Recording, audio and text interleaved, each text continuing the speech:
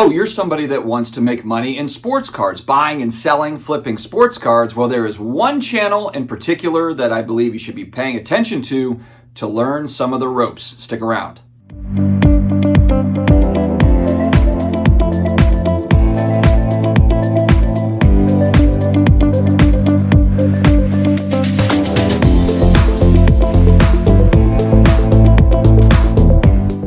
What's going on, sports card hobby family? We have almost made it to the weekend. Thank goodness. I can't wait for the weekend. It has been a week. My friends, all sorts of family things going on, up and down, drama and so forth. I am ready for just a little bit of a break. We have most certainly got some hot tub time ahead.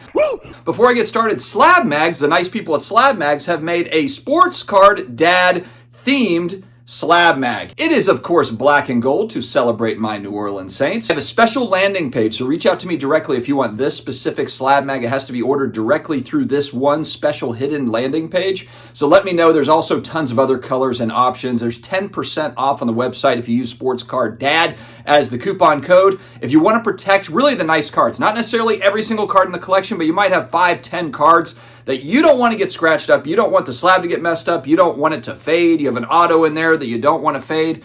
This is the ticket, my friends. All right, we have entered a time where it is not as much in vogue to talk about how to buy and sell sports cards to make money. It has become more of collector's content. Can we agree? The big pandemic price booms, the volatility, a lot of it has vanished. Now, I will say, though, there is maybe a misconception that people are not making money in sports cards, buying and selling cards or grading and selling. Yes, there are those people that are sending in cards that maybe it's a $15 grading fee and you see a slab sell for $10.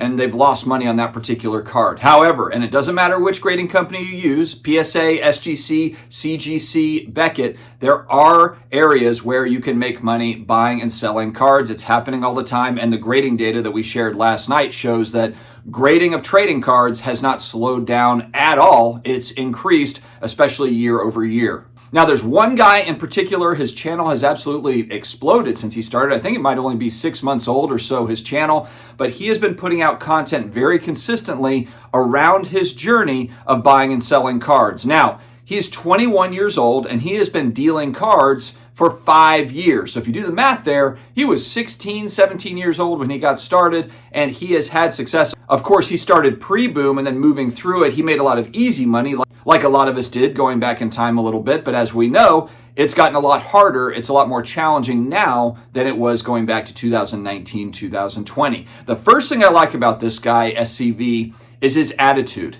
So when you watch his video, I know I've seen some of the comments on his videos of, man, this guy's a know-it-all and this and that. But I want to stop for a second and let me provide some context. I have a 20-year-old daughter and I have an 18-year-old son. So this guy's kind of right around in the same age group. My 20-year-old's doing great. She's in nursing school. She's at university. But I still have to push and remind her, hey, stay focused, stay focused. And my 18-year-old is a senior in high school. He's still trying to figure out kind of what he's going to do after high school. He's about to start his varsity baseball season. But he's kind of in that zone where I'm doing a lot of pushing right now. I know that it's going to click for him at some point, as it did for me. I'm not going to pretend like I was the most productive 18-year-old in the world. I wasn't. But then it clicked when I got out into the work world and I understood that there was a lot of work to get done. I come from a military background. My dad was a colonel in the Air Force. His dad was also an Air Force colonel and flew in Vietnam. My mom's dad was also a pilot, flew Vulcans for the Royal Air Force. So these are no-nonsense people. And their kids, my mom and dad, also no-nonsense people. It's kind of like, hey, make it happen. And that's really my message to all of my kids. I've got 4, but the 2 older ones, it's kind of like, hey, the world is your oyster, but you got to go out and attack the world. You have to go out and attack this thing. It's not going to come to you. You got to go make things happen. And so this guy, this 21-year-old, he has that attitude. He understands that he has to make it happen. He talks about it. There's no excuses. And so on the back of that, what he will do is he'll share some successes, but he does a lot of sharing failures and where he has been carried out on a stretcher, as he likes to say, or he's seen others get carried out on a stretcher when he is talking about different strategies, things that are going right or wrong. And the good thing is that he's documenting his journey along the way. So as he is having wins, he's sharing. As he's losing, he's sharing. But he's kind of giving that insight, and that insight, seeing both sides of it, is very important. It's rare to see a YouTuber or an IG or whatever social media person that's getting up, sharing their journey on how they're buying and selling cards. There's a lot of dealers in this space, and they might talk about wins or big trades or things like that. They're not necessarily sharing kind of the ins and outs and really in the dealing part, what they're getting into cards for, what they're selling them for, what's realistic, what's not realistic, what types of products are they doing well on. Another thing that he brought to my attention is really a lot of the college cards, the Caleb Williams, the Bowman U's, and that sort of thing that really in the past I've always just looked at that as like, that's college uni type stuff that's going to be garbage. But what he's doing is just he's getting in on that. He's buying it raw. He's trying to find good copies raw, which is tough, grading it and reselling it. A lot of short-term flips, but that's what a lot of people are trying to do. Now, we have a little bit more runway with college prospects. I just saw Panini just signed a high school quarterback that has just committed. He's a 5-star prospect. They just signed him to an exclusive auto deal. This guy isn't even in college yet. He's not going to have pro uni cards for 5 years. So he's probably going to have, whatever. He's going to have his college type stuff, these college cards, for years. So there is a lot more runway, especially with the Panini fanatics, fighting over all this stuff. There's a lot more runway on these college cards than there used to be when going back 3 or 4 years.